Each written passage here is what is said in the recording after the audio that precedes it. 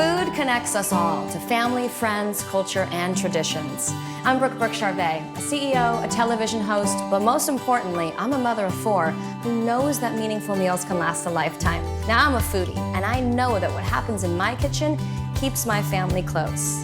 On Breaking Bread, some of Hollywood's best-loved celebrities take us into the kitchen to share the meals that bring meaning to their lives. And we'll walk down memory lane through the palate and stir up some of life's most flavorful memories.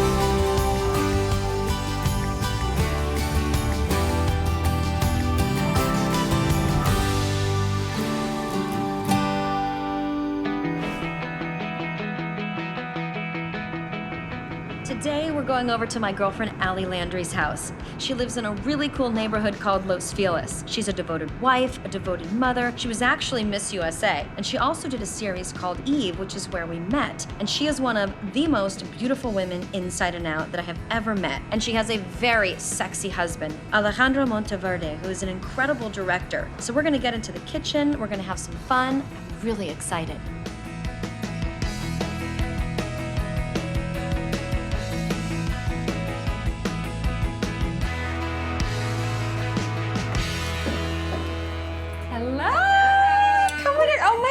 These are not for us now. This is for your late night suite too. Oh, great, thanks. But you know I wouldn't show up without tequila. This is the best. Okay, let me just put this down real quick. I love your peacock dress. It's so pretty. Oh, it's good to be here. This was a shot.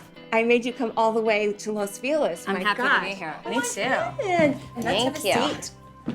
Let's catch up. You are a true foodie and you're so passionate about your food. Have you always been that way? I mean, does that come from your roots? I'm from Louisiana. I come from very big families. On my mom's side, there's 8 children. My dad's side, there's 10. Because you have such a big family, you live so close to one another, they would always cook enough for whomever stopped by. So was one person cooking for the whole family? I grew up with my grandmother living next door. So all my aunts would come and spend the entire day on Friday at my grandmother's house. I would so look forward to that because my cousins would come and my grandmother would cook like so much food. Like what was she cooking? She would do shrimp stews and crawfish étouffée. Do you miss that kind of food? I've taken all those recipes and now I make them for my family. And the memory that that brings me is groups of people, we're all together, everybody's enjoying themselves. And were these recipes passed down through the family? The recipe that I'm gonna make for you today, it's my grandmother's cookies, called tea gâteau sec, little dry cookie. My background is French and Spanish. I would sit down and watch, and as soon as that dough was made, I would beg her for the dough. And the other day, I was making these cookies with my children. And when I saw my little boy climb up on the counter and I'm like rolling the dough and he's grabbing the dough just like I did. It's like I saw myself in them as a child, like, you know, adoring my grandmother and such beautiful memories. She was like connected to me. But I want to learn how to make grandma's cookies. Okay, let's make it. Oh my gosh, we need aprons. We're gonna get full of flour. Let's do it.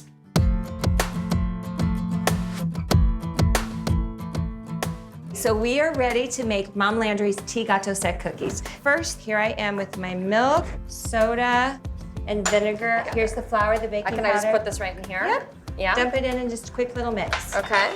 Okay. And then oleo, which is basically parquet, like butter. Oh. Like we're going old school. Oh, and Crisco. Crisco? Now we're gonna add the butter, parquet. Okay. Mixing this. Serious Crisco here. Good job. This was all done by hand, right? I mean, I cheat and do the electric mixer, but we're gonna be eating a lot, so I'm giving you a workout. Let's just look at it like that, right? And you're gonna pour that in. Okay, all right, so we're ready? gonna slowly do this. That's okay, that's what happens in the kitchen. I'm gonna add you a little bit of milk, really, really smooth. Should I help? This is like a workout. Okay, go. Stuck in there. Okay. All right. We're not letting grandma down though, okay? Now's like the taster. This is like Raw dough. my heaven. How do you feel about the raw egg? I don't even care. Oh, that's good. That's like sugar cookie dough. It's like sugar cookie dough. That's good. It's exactly what it is. Now I need a little bit of flour because we just don't want it to stick. So talk to me about this. What is this little trick? These are paint sticks. And this is the trick to get your perfect size cookie and the same consistency. To get the so dough I said, to you be know, level? I've never seen anything like that. Okay, so let me grab some of this. Okay.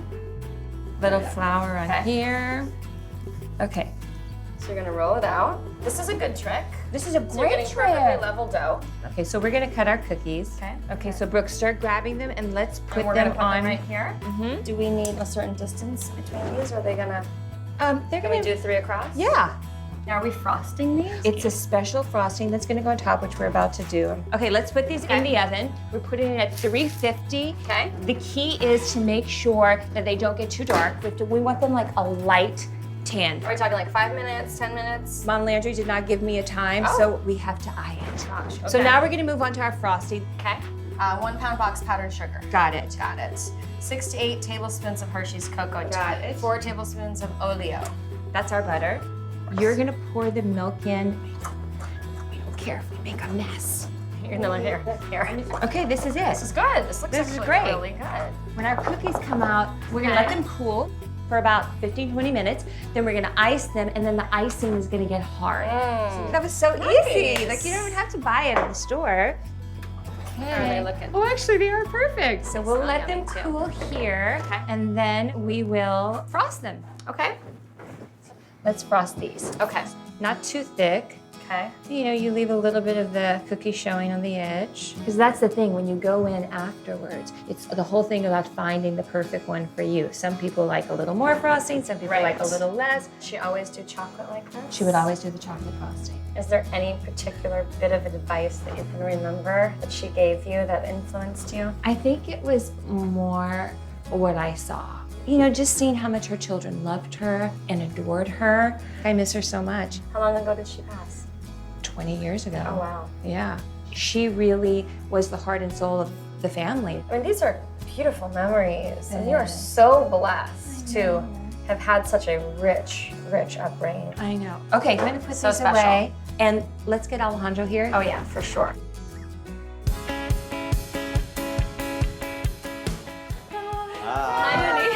How are you? How are you? Mwah. Oh, I love your home. Oh, thank you, thank you. We baked cookies. I know, I smell We've them caught myself. up. We've been cooking up a storm, so we need a drink. And you make the best We margaritas. do. What you need is mint, fresh lime, tequila, and a little bit of reminisce, and some fresh squeezed orange juice, and a little bit of the simple syrup. So not agave, but simple syrup. Yeah, actually with agave maybe good, but it may overpower the margarita. Okay. But normally what I do for one margarita is a shot of each. Pretty much shot of tequila, shot of lime, shot of orange juice. Yeah, the Gromanier I always try to put maybe 3/4. Okay. Because that can also overpower. The Yeah, the mint. orange juice is just a little bit, just Yeah, a little okay. touch.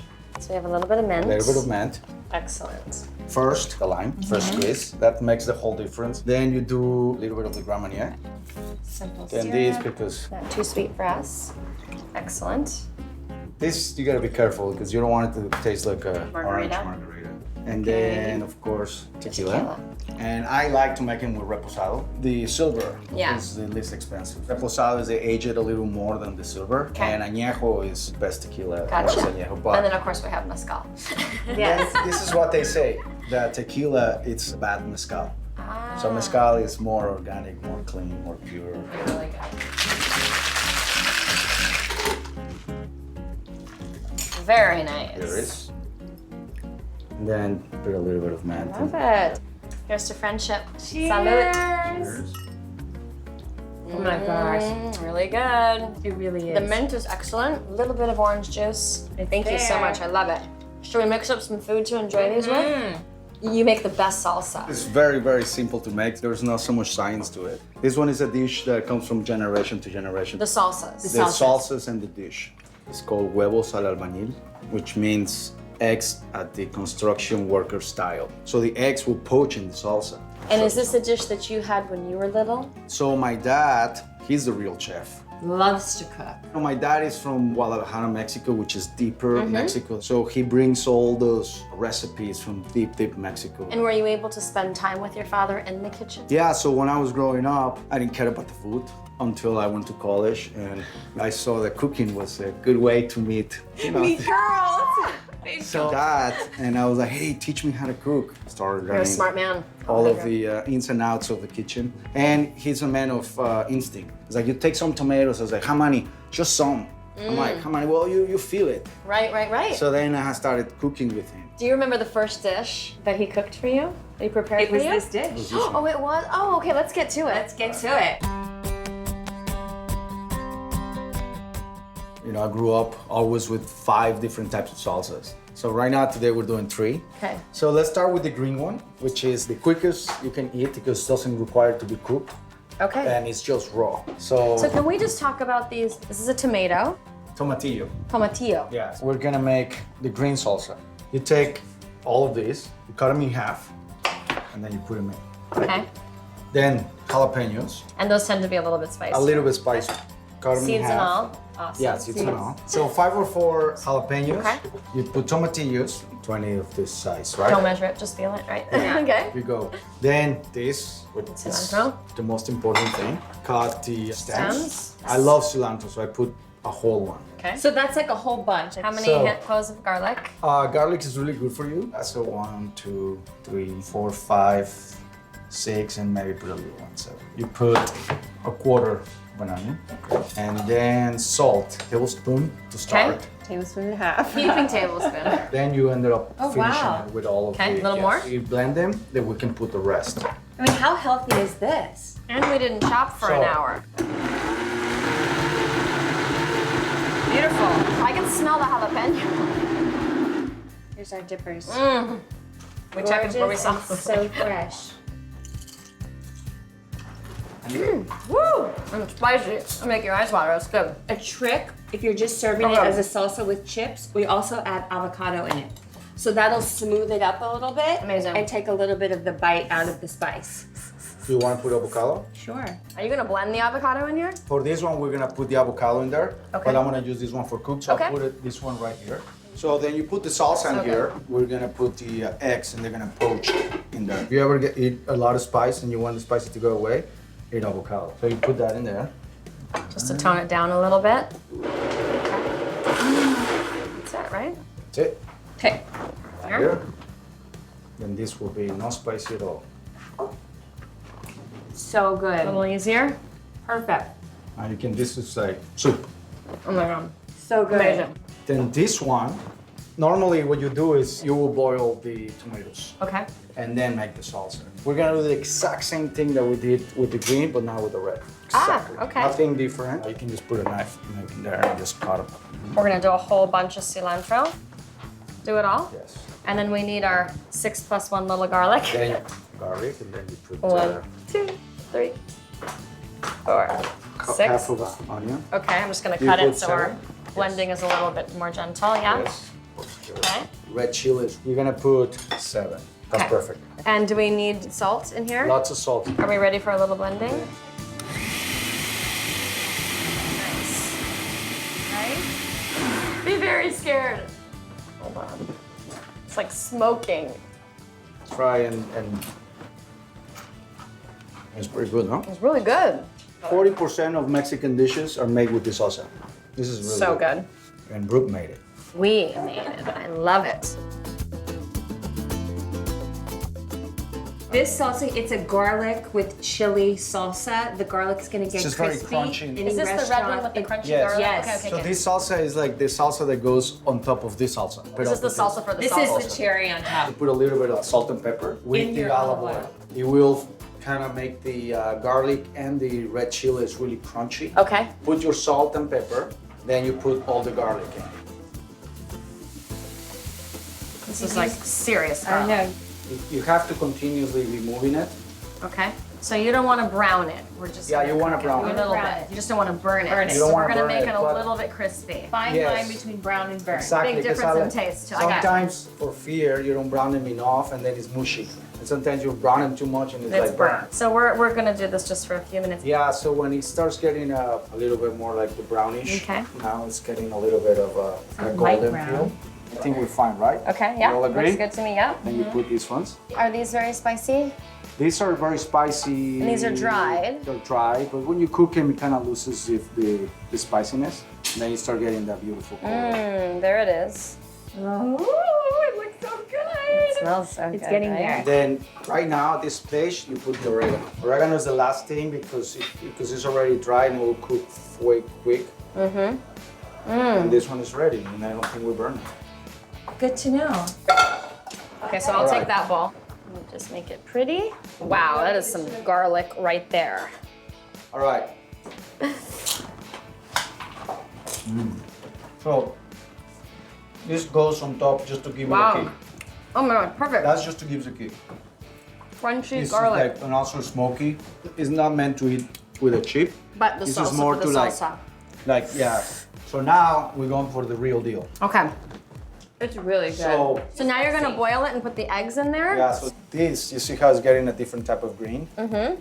This is where we're gonna cook the eggs in a minute. So then it goes from the green to like the more dark green. That's when it cooks and it completely changes the flavor. Yeah, so that's ready. Maybe you should try this one just to And see it's- how much it changed in flavor. In flavor because of the heat. Completely different. This is a salsa that you maybe eat more for cooking, but it changes. Oh, completely the flavor. changed.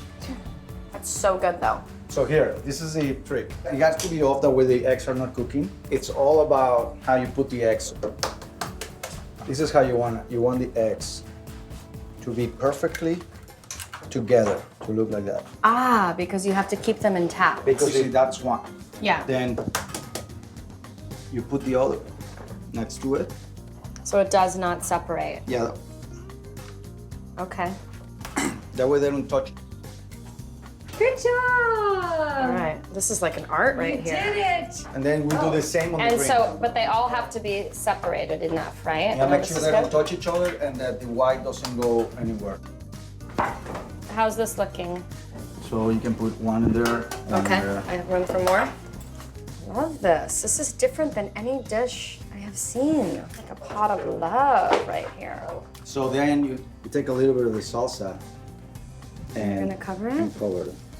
Very delicate, so you don't Yeah. cover them Now up the eggs without separating. are all gone. And then you cover it. Okay. You leave them cooking for around 25 minutes. You put it up, you put a small Medium fire, flame? maybe less than medium. And then for 20 minutes, it takes all the flavor of the salsa. And you Gorgeous. cover it.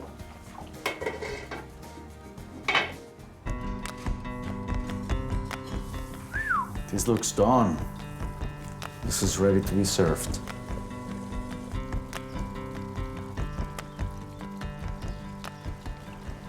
Here we are. Here it comes. This is like too good to be true. Thank you. Are you kidding me? Thank you. Welcome. Thank you so It's much.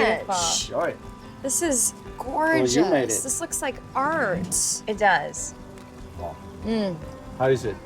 Oh my gosh, it's delicious. You see, if you try the red one, it's not spicy at all, the red one. Okay, so we have the egg here Put and a the little red bit of the egg sauce. and a little black beans, and then top it up with this one.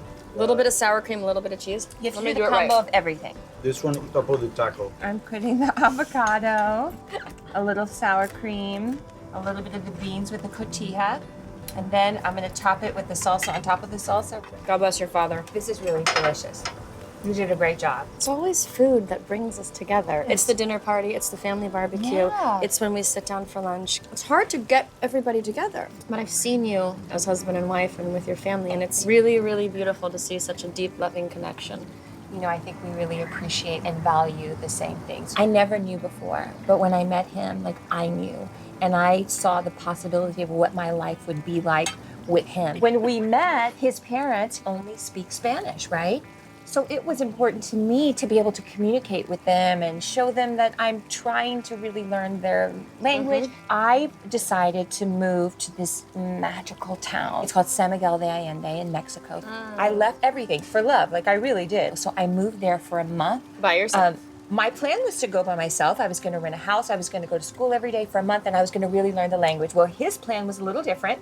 He convinced his parents to come and be my roommates. So I didn't even really know them. I couldn't even speak Which, the language. by the way, could have went one of two directions. Really, really bad. Just keep it right? real. His parents come. We're living together. It was one of the most beautiful times in my life. His mom would take me in the morning and walk me to school. At 12 noon, his dad would meet me at the door, pick me up. Then we would go to the little lady that sold the mole. We would go to the other lady that sold the chiles. We would go back to the house. We would start cooking, and then we would have our siesta. How beautiful that you embraced this. I mean, It was really so did special. you learn to speak Spanish?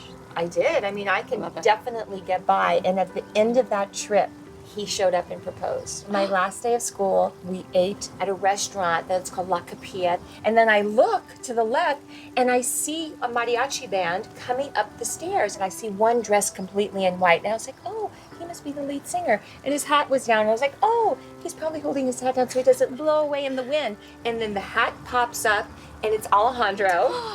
Oh my gosh. And then he goes down on the knee with the ring. And I mean, it was incredible.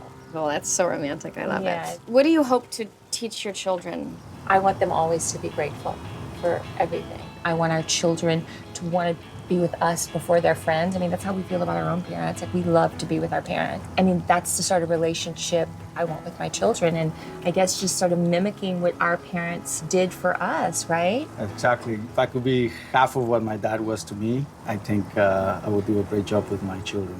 You're great parents. I've seen Yeah. you in action. Thank you. What do you think family means? For me, everything. When you die, you will realize that all you really have is family. If life in itself had a heart, that's what family is. It's Oh, the that's foundation beautiful, of, if you have children, your children is the pure and true legacy. You know, I would say, hey, I'm making movies, and it's like, I'm gonna leave my legacy. The truly legacy is your children, and if you do a great job with your children, then you're very successful. So be grateful. That's the most important thing. Happiness comes from trying to have and not appreciating what you have.